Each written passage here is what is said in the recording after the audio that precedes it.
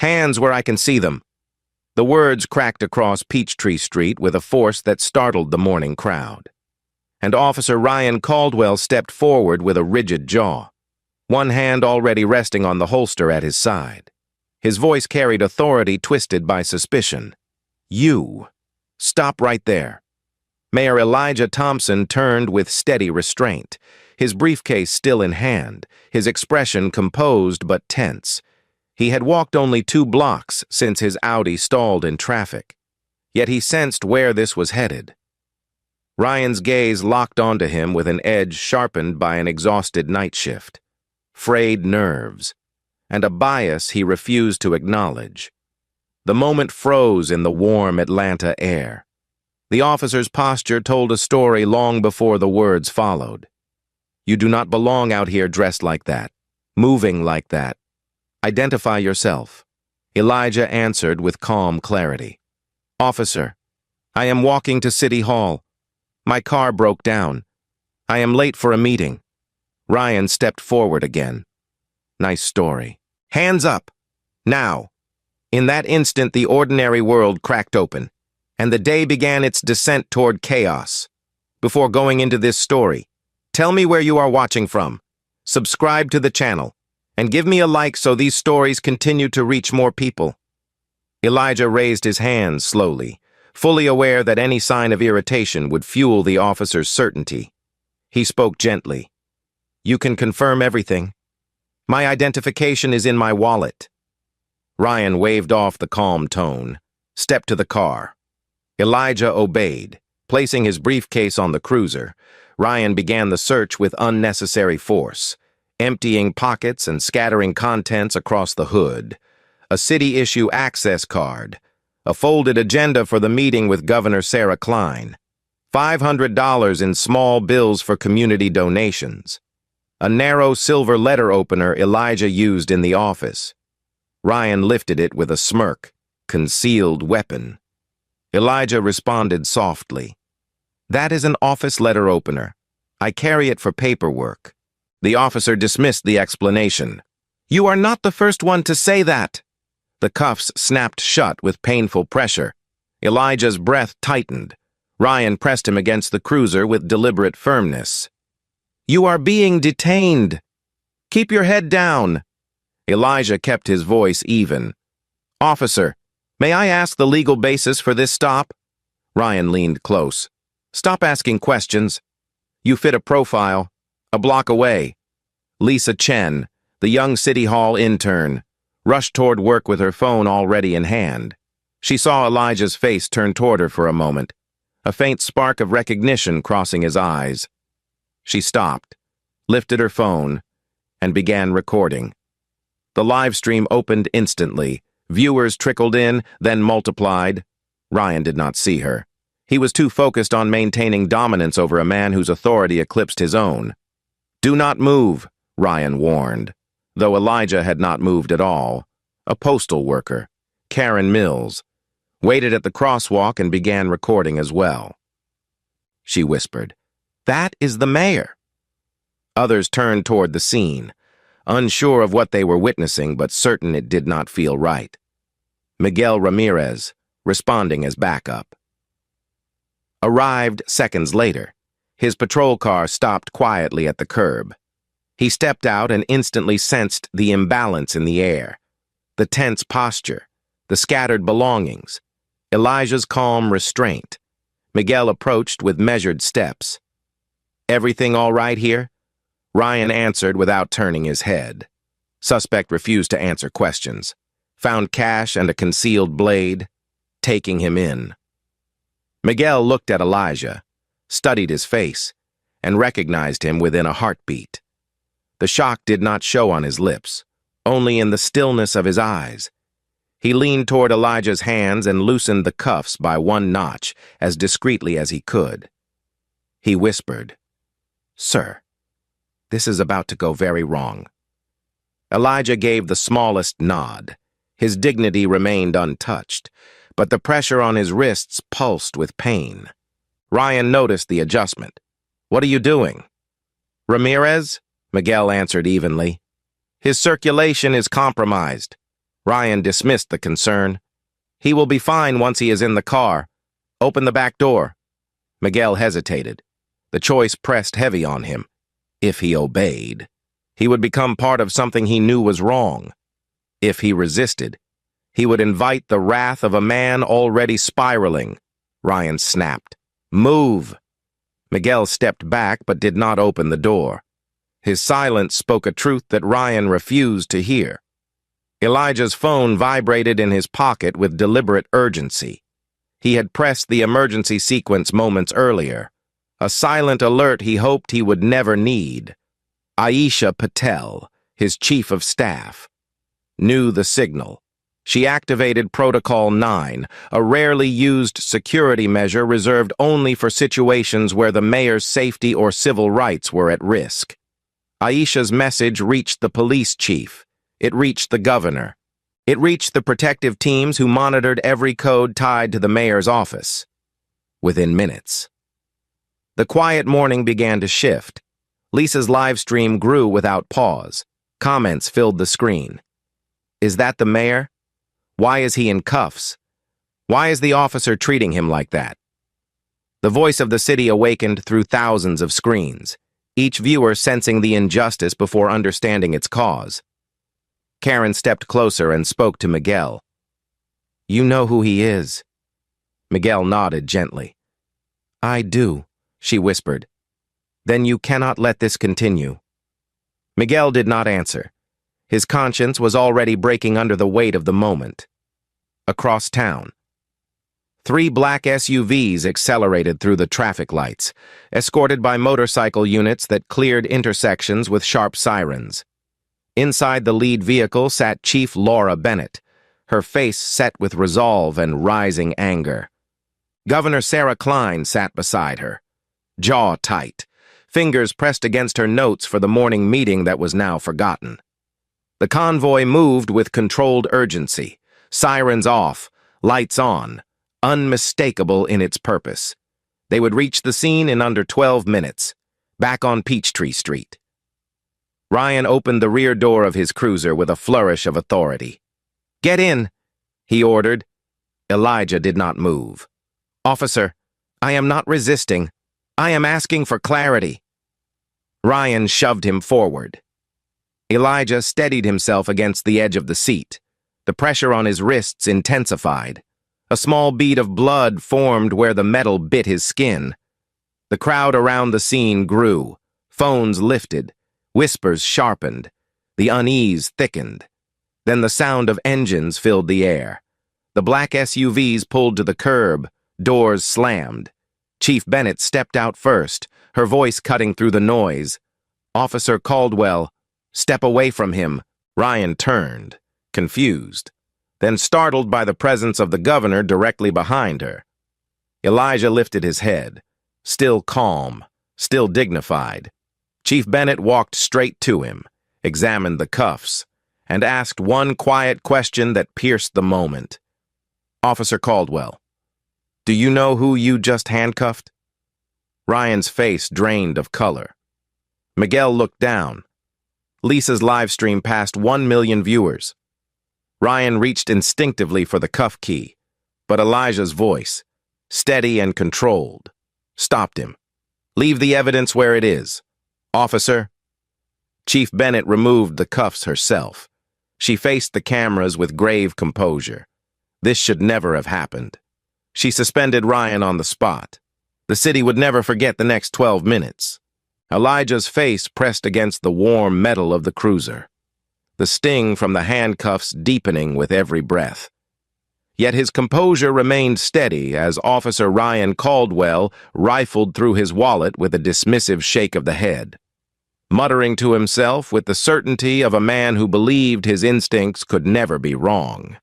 He studied the city-issued identification card, noted the embossed seal, the official signature, and the familiar profile photograph, then scoffed with a hollow laugh. Nice fake, he said, loud enough for the gathering crowd to hear. He held the card between 2 fingers as if it were evidence of a crime, rather than the truth he refused to see. You really went all out with this. You even got the seal right." Elijah kept his voice calm. "Officer, that identification is authentic." Ryan waved the comment away. "Save it." He grabbed Elijah's briefcase and tossed it aside. "You are going in the car." Miguel Ramirez, still torn between duty and conscience, stepped forward and whispered again. "Sir, stay calm. This is moving fast."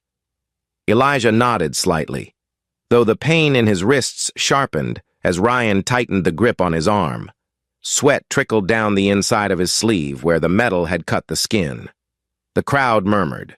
Phones recorded every movement. Aisha Patel received Elijah's coded emergency call while she stood outside the conference room preparing logistics for the governor's meeting. Her breath caught as she recognized the sequence. She acted instantly. Protocol 9 triggered. Notifications shot through secure channels. Within seconds, the mayor's protective detail, the police chief's office, and the governor's staff were alerted that something had gone terribly wrong. Aisha's voice trembled only once as she said, "Locate him now." She grabbed her handbag and ran toward the building entrance. Calling ahead to the communications team, "Pull up all traffic feeds around Peachtree, now." The city shifted into action with a silent urgency hidden behind government walls. Back at the scene, Miguel looked at Ryan and spoke in a firm, controlled tone. "Caldwell, we need to slow this down." Ryan glared at him. "Do not interfere. This man is obstructing. He is getting detained." Miguel held his ground. "He answered your questions," Ryan snapped. He did not answer them fast enough. Miguel saw the knife edge in Ryan's posture. He said nothing more. But the hesitation carved a place for doubt that would change his life. Meanwhile, Lisa Chen kept her live stream steady. Though her hands trembled, she recognized every detail. The suit, the tie, the quiet dignity. She whispered into the camera, "This is the mayor. This is the mayor." Her voice cracked with disbelief. Karen Mills stepped closer and spoke with firm certainty. "Officer, that is Mayor Elijah Thompson." Ryan ignored her. "Back away." He said, "This does not involve you." The minutes passed like slow pulses of pressure. Elijah felt the cuffs cutting deeper, but he held his posture upright, refusing to shrink under the weight of a humiliation he did not deserve. He said quietly, "Officer, please check your system. You will see who I am." Ryan's answer came with a bitter twist. "I know exactly who you are trying to be." He opened the cruiser door again, gripping Elijah's arm with unnecessary force. Miguel stepped forward instinctively. "Caldwell, stop." Ryan turned with a flash of anger. "Open your own report if you need something to do." The moment spun downward, then the sound changed. A distant but rising thunder of engines approached. The crowd parted as a convoy of black SUVs turned sharply into the lane. Motorcycle units formed a protective wedge. The doors opened before the vehicles fully settled. Chief Laura Bennett stepped out first, her expression carved with focused resolve. Behind her walked Governor Sarah Klein, her presence radiating a restrained but unmistakable fury. The shift in power hit the crowd like a wave, Karen whispered. "Thank God." Miguel straightened. Lisa's live stream exploded with new viewers, climbing by the thousands. Chief Bennett moved with deliberate calm. "Officer Caldwell," she said, her voice low but firm. "Step away from him." Ryan looked up, startled. "Chief?" She did not repeat herself. She examined Elijah's posture. The cuffs, the cut across the wrist, the scattered belongings, the knife lifted as supposed evidence, and Ryan's muted body camera. A recording without sound, but still very much a recording. She faced him squarely. "What is happening here?" Ryan struggled. "Possible weapon, suspicious behavior, detaining for further." She cut him off. "Did you identify him?" Ryan hesitated. "He presented a fake ID." Chief Bennett held out her hand. "Give it to me." Ryan placed the card into her palm. She examined it once, then twice. Silence fell heavy. She lifted her eyes. "Officer Caldwell, do you know who you just handcuffed?" The question stopped the world.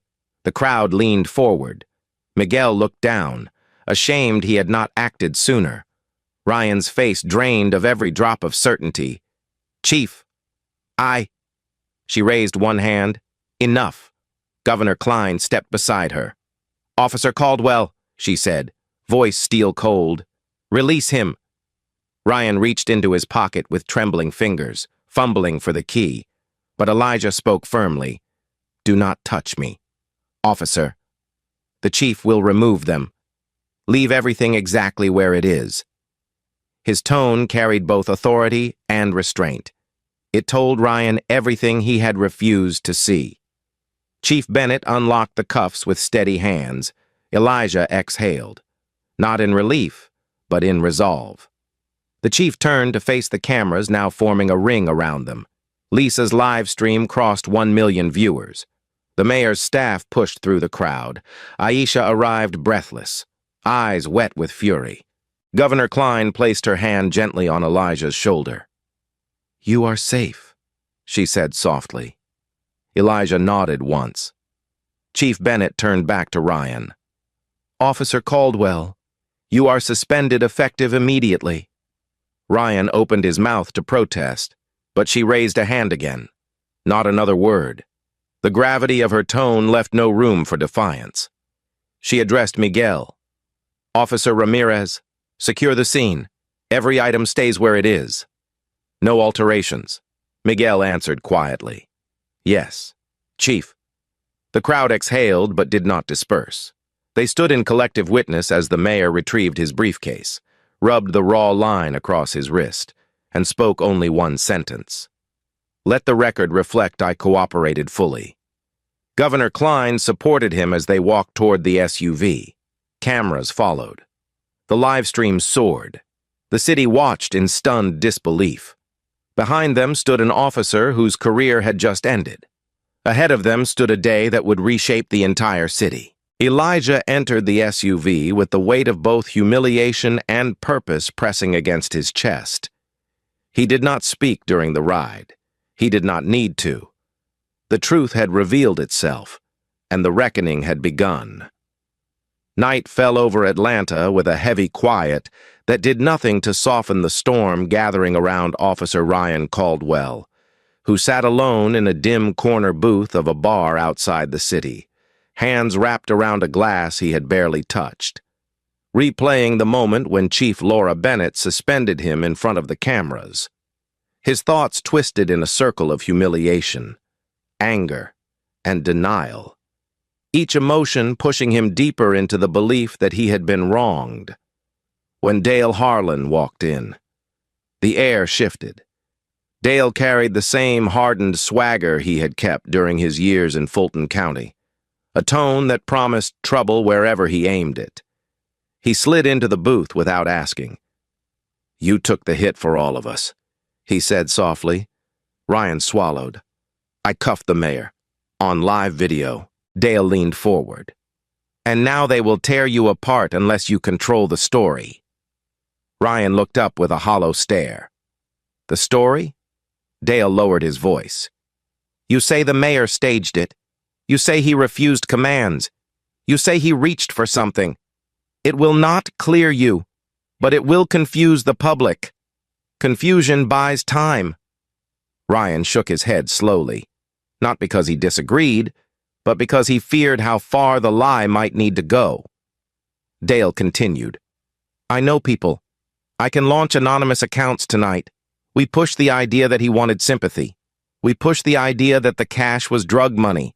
We pushed the idea that you were protecting the community." Ryan breathed out. "It will not hold." Dale shrugged. "It does not need to hold. It only needs to spread." The words landed like a final invitation to darkness. Ryan did not refuse.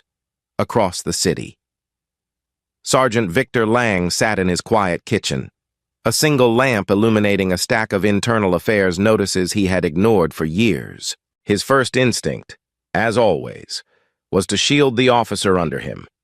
He replayed Miguel Ramirez's hesitation at the scene, the loosened cuffs, the refusal to walk away. Miguel was an honest officer, perhaps too honest, and honesty threatened everything Victor believed about protecting the Blue family. He picked up the phone and called Miguel. The conversation began with false warmth. "You had a difficult day," Victor said. Miguel answered carefully. "I did." Victor leaned back in his chair. "Your report is due first thing in the morning. We need it clean." Miguel paused. "Clean?" Victor continued. "You write that Caldwell followed procedure. You write that the mayor resisted. You write that the crowd interfered. Nothing more." Miguel felt a cold weight settle in his chest. "Sergeant, that is not what happened." Victor pressed harder. "If you do this, I protect you. If you do not, you stand alone. Think carefully." Miguel closed his eyes. "I will submit a truthful report." Victor's voice hardened. "Then I cannot help you." He ended the call with a sharp click, leaving Miguel staring into the silence with a sense of dread. Meanwhile, in a small apartment on the southwest side, Jamal Wright watched Lisa Chen's live stream replay on his cracked tablet. The image of Elijah Thompson handcuffed against a cruiser stirring memories he wished he could forget. 2 years earlier, Ryan Caldwell had stopped him for a broken taillight, dragged him from his car, struck him twice, and charged him with resisting arrest. Jamal had pleaded guilty simply to avoid jail. The bruises had faded, but the fear had stayed, as he watched Elijah's calm strength in the face of the same man who had injured him. Something inside Jamal shifted. He whispered, "Not again." He picked up the phone and called the mayor's office, leaving a message that would become a turning point. "My name is Jamal Wright. I was hurt by that officer. I want to help." He set the phone down and felt a mixture of fear and relief wash through him. Someone needed to speak. This time he would not stay silent. At City Hall, Elijah sat in his office with a quiet that felt heavier than the night outside. Aisha Patel stood beside him, hands clasped, eyes full of concern. She spoke softly. "The public is waiting for a statement." Elijah shook his head. "Not yet." Aisha nodded. "The chief says Ryan is posting online through anonymous accounts." Elijah looked at her. "Let him. Lies collapse when the truth stands in daylight." She hesitated. "But the attacks may become personal. They already question your motives." Elijah's posture remained steady. "This cannot become about me. It must become about the system." He looked at the framed photograph of his parents on the shelf. His voice lowered. "Anger will not move this city forward, but truth will." Aisha placed a supportive hand on the desk. "The people believe in you," Elijah answered. "They must believe in justice more." Outside the mayor's office, Chief Bennett spoke quietly with City Attorney Marcus Hale. "This is not just an officer problem," she said. "This is structural." Marcus nodded. "The muted audio, the prior complaints, the report suppression, it is bigger than one stop." She inhaled slowly. "Then we bring it all into the light, every file, every report, every complaint." Marcus agreed. "The city is watching." She glanced toward Elijah's door. "And he is watching us." Meanwhile, in the dark apartment where Dale typed furiously on his laptop, the first wave of disinformation posts went live. Mayor refused orders. Mayor was carrying suspicious cash. Mayor played the victim. The lies spread quickly across anonymous forums. Ryan watched from his phone in silence, the lines of guilt beginning to carve into his face. "This feels wrong," he said. Dale looked up. "Wrong does not matter. Survival matters," Ryan muttered. "I did not want this."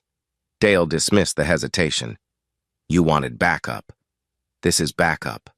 But the weight in Ryan's stomach deepened. For the first time since the stop, he sensed the ground shifting under him. The system he relied upon was cracking.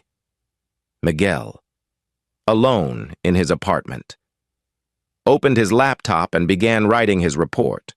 His fingers hovered over the keys. He typed slowly, deliberately. He described the cuffs, the crowd, the calm restraint of the mayor, the excess force, the muted body camera, the true sequence of events. He read it twice, then 3 times.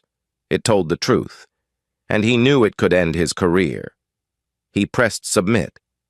Jamal's message reached the mayor's office just after midnight.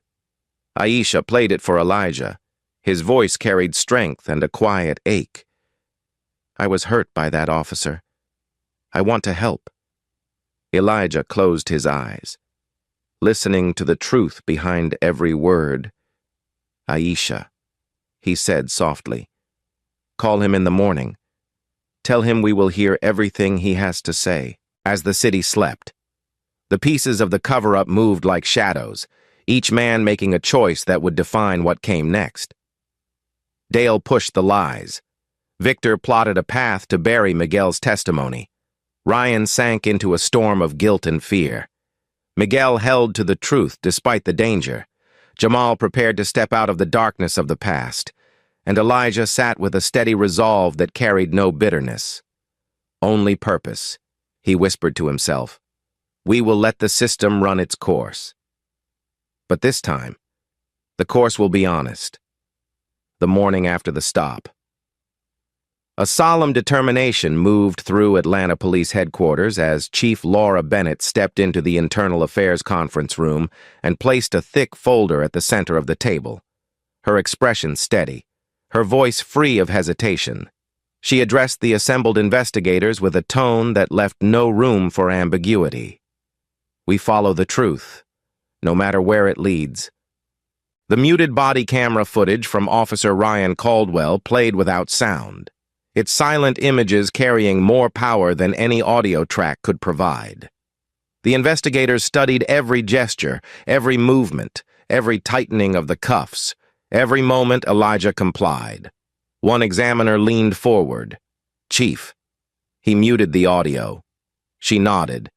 "We reconstruct the sound from every possible source." She turned to a technician who specialized in lip-reading analysis. "Begin immediately." The technician watched the footage frame by frame. His voice broke the silence. "There is a clear phrase here." He zoomed in, slowed the video, and read aloud. "Another one who thinks the city belongs to him." The words struck the room like a cold wind. Chief Bennett closed her eyes briefly, steadying herself. "Document it," she said. At the same time, Miguel Ramirez entered the building with the weight of his honest report heavy in his chest. He knew his decision to tell the truth placed him at odds with Sergeant Victor Lang, whose philosophy of protection over integrity had long shaped the culture of their unit. Victor approached with a slow, deliberate walk. "Ramirez," he said, voice low. "I read your report." Miguel stood tall. "It is accurate." Victor stepped closer. "You understand what this means?" Miguel met his eyes. "I do." Victor's expression hardened. "Then good luck. You will need it." He walked away without another word, leaving Miguel alone with the knowledge that he had done what was right, even if it cost him the only job he had ever known. Meanwhile, buried complaints from Ryan's years in Fulton County resurfaced as investigators pulled old files long ignored. 8 separate allegations of excessive force, 2 instances of unjustified detainment. 1 case dismissed with an apology from the victim, though the wording suggested pressure more than sincerity. Chief Bennett read each file with increasing sorrow. "This is a pattern," she said, "not a moment." The investigators agreed. Each document deepened the portrait of a man driven by fear, anger, and bias he never acknowledged. "Why was he hired here?" one asked. Chief Bennett answered quietly, "Because someone believed the past did not matter. Now it does." Her voice carried the weight of responsibility she had inherited rather than created. Across the city, Elijah stood before a podium in his office. reviewing the draft of the statement his communications team had prepared for him. He read it twice, then laid it aside. "This is not what the city needs," he said. Aisha Patel stepped closer. "What will you say?" Elijah looked out the window, his posture calm, his voice soft but clear. The truth, without anger, without fire, with purpose. He walked to the press room where the cameras were already set. The room quieted as he entered. He spoke slowly, each word carrying a deliberate rhythm. "Yesterday I was reminded of what many in our city experience every day. A presumption that some of us belong less. A belief that some of us must answer harder questions. A readiness to see threat where there is none. I stand before you not as a victim, but as a witness, and I choose justice over anger." The reporters remained silent long after he finished, moved not by the drama of the moment, but by the calm resolve that steadied every word. Outside City Hall, people gathered night after night in peaceful protest. Their voices rose together with a plea that carried across generations. Equal treatment, honest policing, accountability for all. The crowd included families, retirees, students, clergy, business owners, and workers who had seen too many stories like this unfold without consequence. Among them stood Jamal Wright, hands clasped, shoulders straight, waiting for the moment he would give testimony about the night Officer Caldwell pulled him from his car. He felt a quiet fear as he prepared to speak, but it did not stop him. "Truth does not come easily," he whispered to himself, "but it comes." Inside the investigation room, analysts reviewed years of text messages between Ryan Caldwell and his former partner, Dale Harlan. A forensic specialist projected the recovered messages onto a large screen. One message stood out in cold, unvarnished clarity. Put him in his place. "Brother." The room fell silent. The meaning was unmistakable. This was not an isolated event.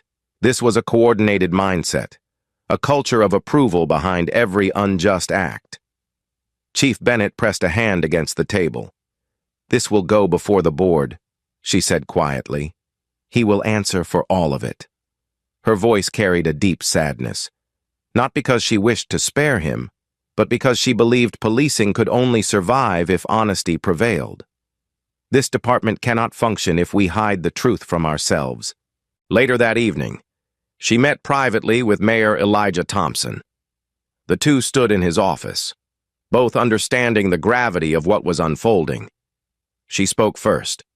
"Sir, the evidence is overwhelming. Caldwell will be charged. Lang may face internal discipline. Harlan's interference crosses federal lines." Elijah listened without interruption. When she finished, he said, "Do what is right. Do it openly. No closed doors." She nodded. "Transparency will be painful," Elijah answered. "Painful truth heals faster than hidden lies."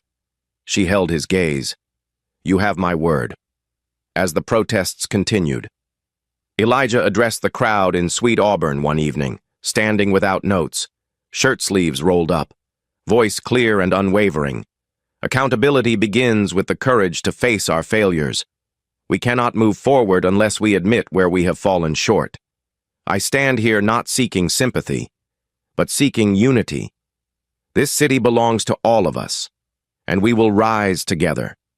The crowd responded with quiet respect rather than loud applause. It was the kind of silence that signaled understanding rather than noise.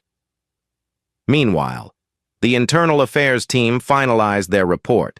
The muted body camera footage, the lip-read reconstruction, the testimony from Miguel, the buried complaints, the hostile texts from Dale, the consistent pattern of bias revealed across years of conduct.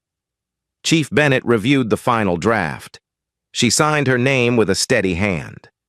When she looked up, she saw the city beyond her window, a city ready for change. She whispered to herself, "This is only the beginning." The first trial opened in a packed federal courtroom, the air filled with quiet anticipation as Officer Ryan Caldwell sat at the defense table with his shoulders rigid. eyes fixed on the polished wood before him, refusing to look toward the prosecution or toward the man whose dignity he had tried to crush.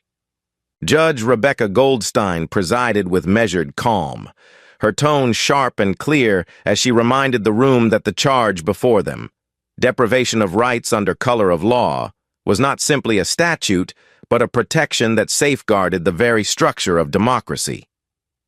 The prosecution began with evidence gathered from the internal affairs investigation, the muted body camera footage, the reconstructed audio revealing Ryan's words, the testimony of Miguel Ramirez describing the excessively tight cuffs, and the moment Ryan dismissed every explanation Elijah had offered.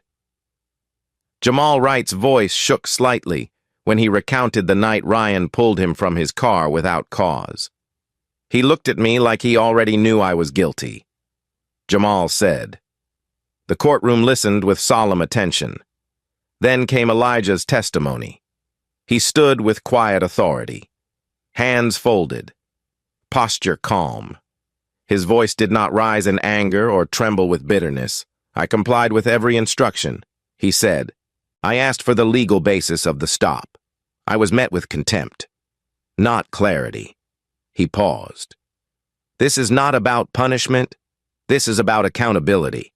The defense attempted to argue that Ryan acted out of caution, but the evidence was too thorough, too consistent. When the verdict was read, guilty. The room remained silent, not out of shock, but acceptance.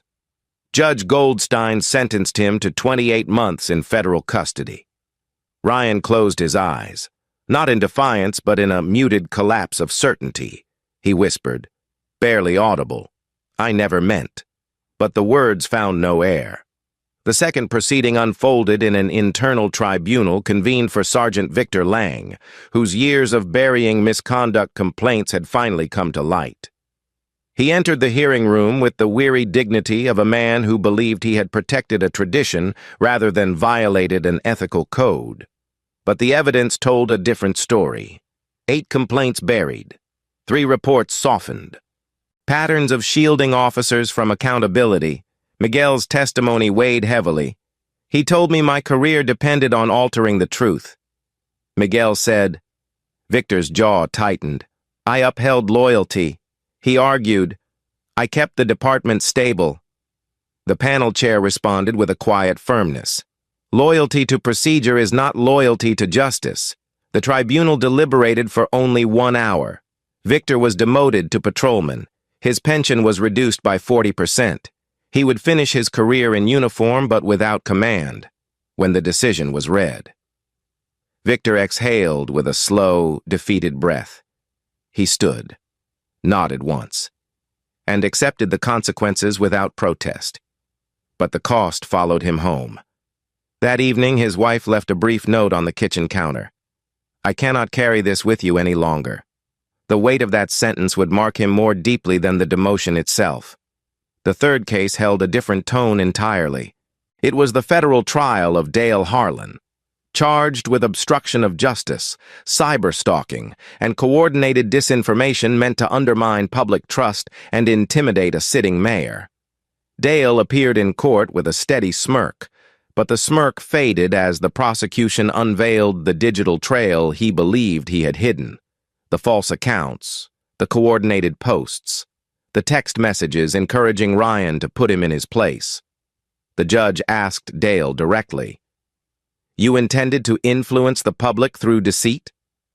Dale paused for the first time in the entire proceeding. I intended to help a friend, he answered. The judge responded with solemn clarity. A friend does not ask you to weaken the foundation of public trust. Dale was sentenced to 3 years of probation, mandatory counseling, and ordered to pay $120,000 in restitution for damages caused by his digital campaign. The sentence spared him prison, but stripped away the confidence he had worn like armor. Through all 3 trials, Elijah Thompson attended quietly, never seeking the spotlight that the nation kept trying to put upon him. When reporters asked why he testified, he spoke with patient steadiness. Because accountability requires participation. It cannot be built on silence. When asked what he felt toward Ryan, he answered without hesitation, "I do not need revenge. I need a system that protects every citizen equally." His voice carried no resentment, only a calm insistence that justice must rise above emotion. In each courtroom, he sat with hands folded, eyes focused, not on the individuals at the defense tables, but on the broader message the city needed to hear. The most profound moment of the proceedings came on the final day of Ryan's sentencing. After the judge delivered the sentence and the courtroom began to rise, Ryan turned toward Elijah with trembling hands. The marshal at his side allowed him a moment. Ryan's voice cracked. "I did not see you. I saw something else, something from my past." Elijah looked at him with an expression free of anger. "That is the problem," he said quietly. "Too many see shadows instead of people." Ryan nodded with a pained expression. Understanding the truth only after the cost had been paid, he walked out of the courtroom in silence, escorted by marshals, beginning a sentence that was more than time in confinement. It was a reckoning with himself. Throughout the city, news outlets covered the trials with a tone of gravity rather than spectacle. People followed each proceeding with a mix of sorrow, relief, and renewed hope. Churches held prayer meetings for unity. Community groups discussed the meaning of accountability. School teachers spoke to students about civic responsibility and the power of truth. Atlanta did not celebrate the downfall of officers.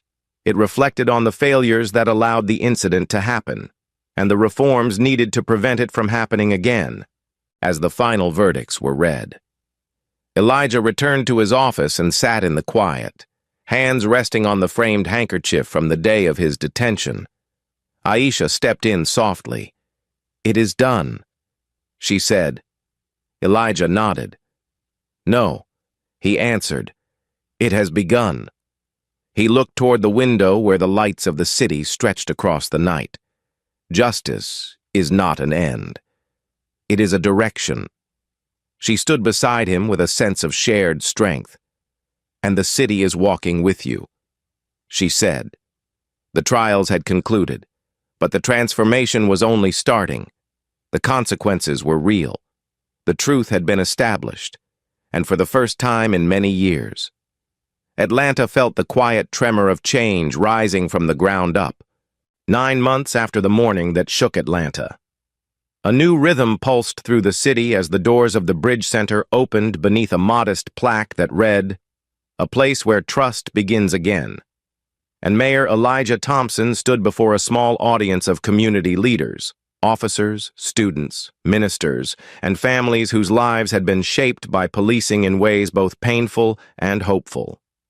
His voice carried a gentle steadiness as he spoke. Reform is not a punishment. Reform is a promise. The Bridge Center represented that promise. It was the cornerstone of a sweeping transformation built not from anger, but from clarity. Inside its walls, new recruits trained beside veteran officers in conflict resolution, cultural awareness, mental health response, and the delicate art of de-escalation. Every scenario emphasized restraint, every lesson centered human dignity, and every instructor understood that the future of public safety depended not on force, but on connection. Elijah watched the first class of recruits gather, noticing their attentive stillness as Chief Laura Bennett addressed them. "Wearing this uniform is not authority," she said. "It is responsibility.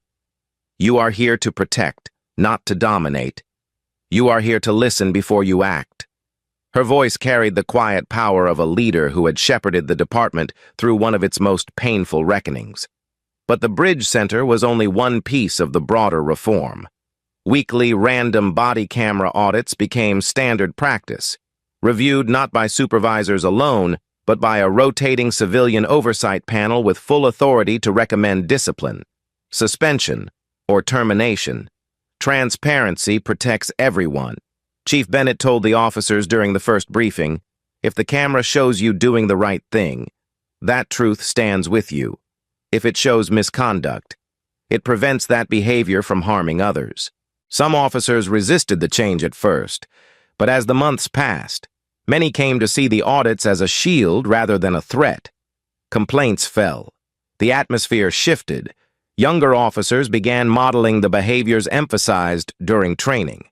Accountability became part of the culture rather than an external demand. The Civilian Review Board brought its own quiet revolution, comprised of retired judges, community activists, educators, and former first responders. The board reviewed misconduct cases with deliberate care. Their decisions were firm but fair. They approached each case with respect for the officer involved, but with unwavering commitment to the citizens harmed. The first time the board exercised its firing authority, the department held its breath. The outcome was accepted without protest. Officers saw that the process was not driven by politics or emotion, but by clear evidence and steady principles. Trust grew. Tension eased. For the first time in years, the relationship between the department and the community felt less like a stalemate and more like a fragile but rising partnership. Another pillar of the reform required officers to live within the city limits. The goal was straightforward: build relationships through proximity. Officers began to shop in the same stores as the residents they served. They waited in the same grocery lines. They attended the same school events. They stood beside neighbors during community gatherings. Over time, the distance between law enforcement and everyday life narrowed. A new sense of shared identity began to form. Officers who once felt detached from the people they encountered now saw familiar faces, familiar homes, and familiar stories. The city felt smaller, and in that closeness, safer. Chief Bennett introduced a 40-hour annual requirement for bias training, far surpassing state standards. The sessions were not lectures. They were conversations, open, guided, sometimes difficult, often emotional. Officers shared personal experiences. Community members spoke about the fear of being misjudged. Mental health professionals explained the psychological patterns that shape perception. Elijah attended several sessions quietly, listening, learning. He later told Aisha Patel, "Understanding does not erase the past, but it changes the future." She nodded with a soft smile. That is the point. The reform extended to technology and data as well. A comprehensive early warning system tracked officer behavior across multiple indicators: use of force frequency, citizen complaints, patterns in traffic stops, and emotional stress markers identified through reported incidents and internal check-ins. The system did not punish. It signaled. It alerted supervisors when an officer needed support, training, or intervention. It also highlighted excellence. Officers who consistently exhibited restraint and professionalism received recognition in quarterly reviews. This balance created a healthier culture where positive behavior was seen and valued, not overshadowed by the failures of a few. The results became visible sooner than anyone predicted. After 12 months, statistics told a story of real change: use of force incidents down 41%, complaints down 25%, Community Trust Index up 32%. These numbers were not abstract. They translated into quieter nights, fewer confrontations, and more peaceful resolutions. Neighborhood leaders reported that residents felt less fear during encounters with officers. Parents said they felt more comfortable allowing their children to walk to school. Churches held discussions about healing rather than outrage. The slow mending of public trust became one of the most profound outcomes of the reform. No figure embodied this transformation more clearly than Miguel Ramirez, who had testified truthfully against his own colleagues and risked his career on principle. Chief Bennett promoted him to lieutenant, placing him in charge of community relations. Miguel accepted the role with a humility that reflected his character. On his first day, he told his team, "We will measure our success not by arrests, but by relationships." Under his guidance, The department hosted listening sessions, youth mentorship events, and conflict resolution workshops that drew hundreds of residents. Miguel became a bridge between the department and the communities still healing from past wounds. Even Sergeant Robert Hayes, once skeptical of reform, found himself transformed. He began teaching de-escalation courses at the Bridge Center, drawing from his decades of experience.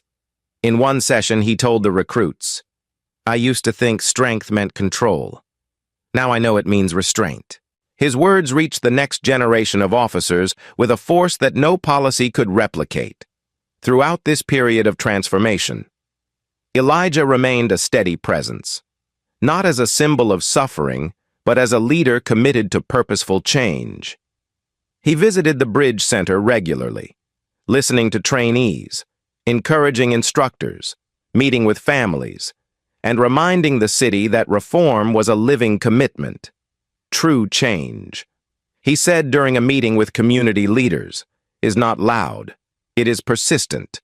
When the city released the first annual report on the reform, the response was overwhelming. Letters poured into Elijah's office from residents who felt safer, from teachers grateful for calmer neighborhoods, from parents relieved by more respectful police interactions, from officers proud to serve in a department reborn. In the quiet of his office one evening, Elijah read through the letters and whispered to himself, "This is what justice looks like." He placed the stack beside the framed handkerchief from the day he was detained. The contrast between the two moments, the pain of the past and the promise of the present, reminded him that progress comes not from anger, but from vision.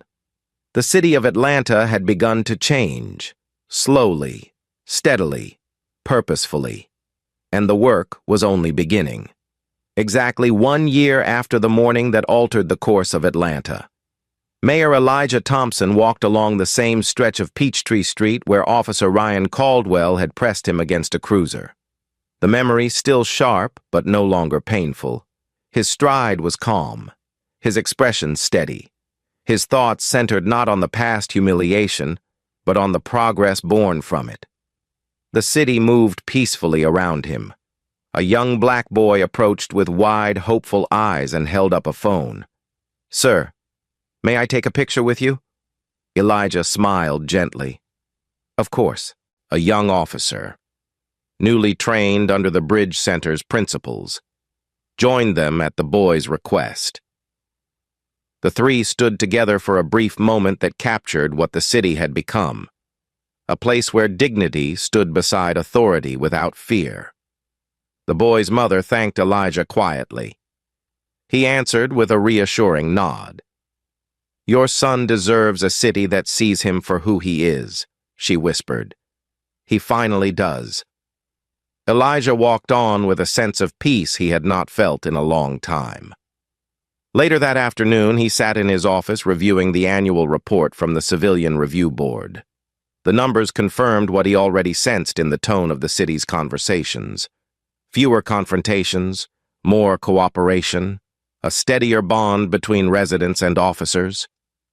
Aisha Patel entered with a soft knock. "There is someone requesting a private meeting," she said. Her voice carried a quiet hesitation. Elijah looked up, recognizing the tone. "Who is it?" Aisha answered gently. "Ryan Caldwell." Elijah exhaled slowly. "No cameras." He said, "No audience." Aisha nodded and stepped out.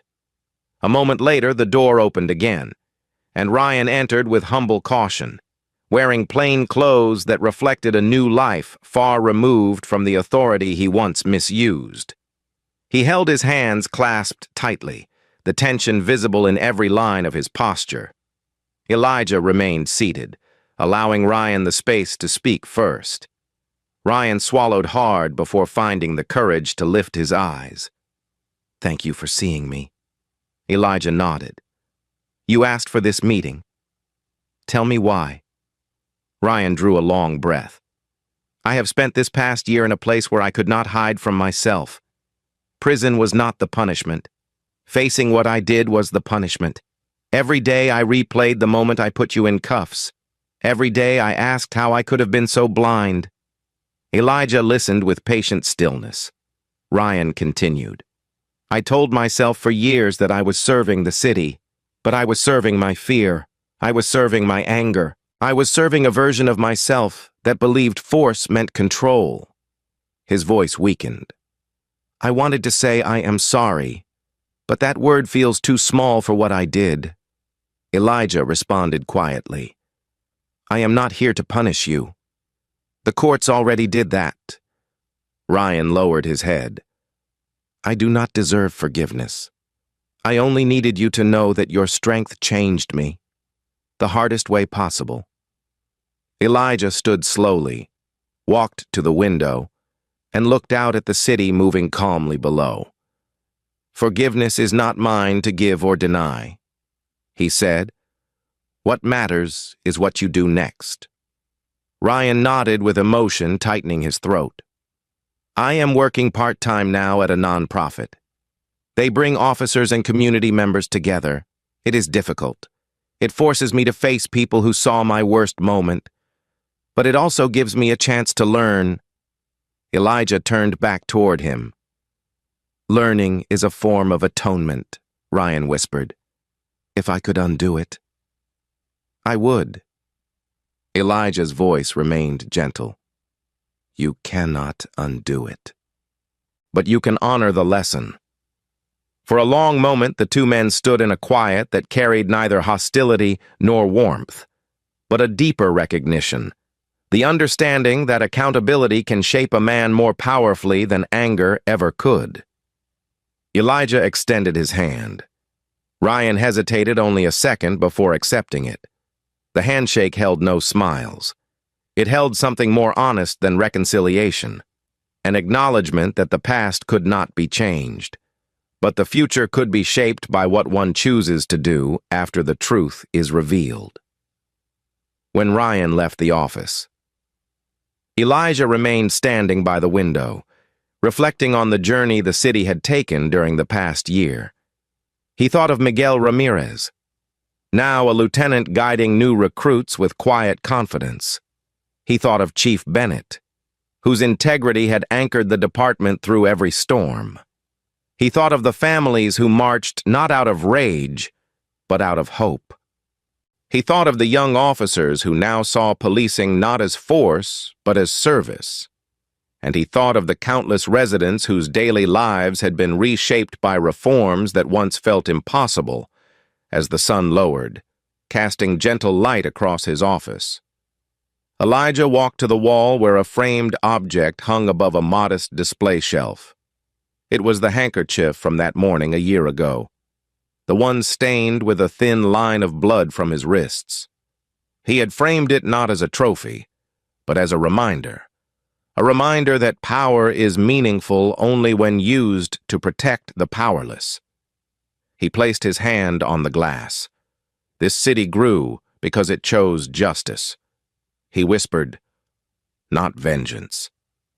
Later that evening, he attended a small gathering at the Bridge Center. Officers, community leaders, and students filled the room with quiet conversation. Miguel welcomed him warmly. We are still learning. Miguel said. Elijah answered, we always will. A young recruit approached, nervous but earnest. Sir, thank you for believing in reform. Elijah smiled gently. Reform believes in all of us when we commit to truth. The recruit nodded, moved by the simplicity of the words.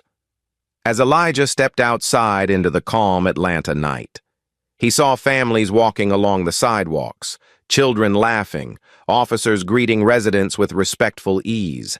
He felt the city breathing differently, steadier, safer, more connected. The road ahead would still demand vigilance, but the foundation was strong. He walked slowly toward his car, taking in the quiet harmony that had replaced the tension of a year before. At the corner, he paused, looking back toward the street where everything had begun. He whispered a final thought meant only for the night air. Justice is the city's story now, and the city will keep writing it. With that, he stepped forward, knowing Atlanta had not just survived its reckoning, it had grown from it. Thank you for watching. If this story moved you, please subscribe and give the video a like.